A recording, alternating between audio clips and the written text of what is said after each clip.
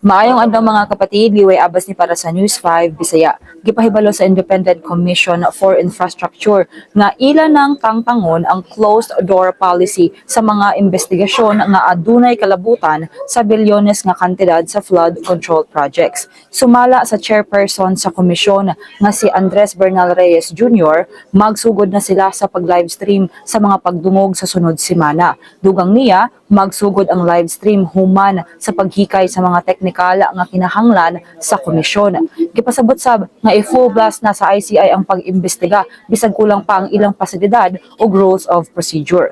Matod pa ni ICI Executive Director Attorney Brian Saka, sa una pa nila ginahimong confidential ang mga hearing aron malikayan ang trial by publicity. Apan nagdesisyon na karon ang komisyon nga ipahibalo na sa publiko ang tibuok nga proseso sa pag-imbestiga. Kini sila mga tong update, magpadayon na sa pagbantay sa social media pages sa News 5 para sa uban pa mga balita ug update. Amping tangtanan.